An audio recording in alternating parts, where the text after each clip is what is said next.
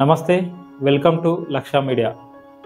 రెండవ ప్రపంచ యుద్ధ సమయంలో బ్రిటిష్కు వ్యతిరేకంగా పోరాడుతున్న జర్మనీకి వెళ్ళి హిట్లర్ను కలవాలనుకుంటాడు నేతాజీ.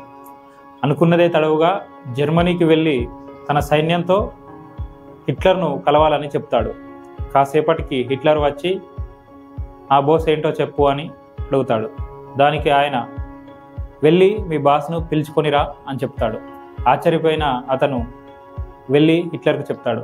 కాసేపు అయ్యాక హిట్లర్ వచ్చి నేతాజీ భుజం పైన చేయి వేసి ఆ బోస్ ఎలా ఉన్నావు అని అడుగుతాడు. తర్వాత సుదీర్ఘకాలం పాటు బ్రిటిష్కు వ్యతిరేకంగా అనేక సూత్రాలు అవలంబించిన తర్వాత రచించిన తర్వాత తిరిగి వెళుతున్న నేతాజీని హిట్లర్ పిలిచి, బోస్ ఇంతకుముందు వచ్చింది నిజమైన హిట్లర్ కాదని నువ్వు ఎలా గ్రహించావు అని అడుగుతాడు.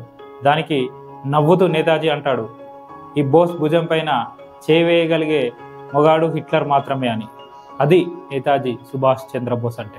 స్వాతంత్రం ఒకరిచ్చేది కాదు, మనమే తీసుకోవాలని చెప్పి భరతమాత దాస్య శృంఖలాలను విడిపించేందుకు బ్రిటిష్ సామ్రాజ్యాన్ని పెకిలించి వారి గుండెల్లో రైళ్లు పరిగెత్తించిన చరిత్ర గుర్తించని మహర్షి నేతాజీ సుభాష్ చంద్రబోస్. స్వతంత్రం కోసం తన రక్తం ధారపోసిన మహానాయకుడు. భారతీయుల స్వేచ్ఛ కోసం స్వాతంత్ర సమరంలో ప్రయాణించాడు. కేవలం 7 గంటల్లోనే సైన్యాన్ని ఏర్పరచుకొని బ్రిటిష్ సైన్యానికి 7 సముద్రాల నీటిని తాగించాడు.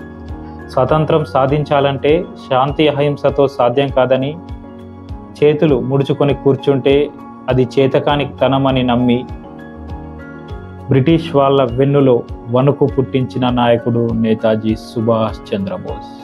ప్రతి భారతీయుని గుండెల్లో దేశభక్తి అనే బీజాన్ని నాటి ఒక ఆర్మీనే తయారు చేశాడు నేతాజీ. ఆ ఆర్మీయే ఆజాద్ హింద్ ఫౌజ్. అది సైన్యం కాదు, ఒక సునామీ.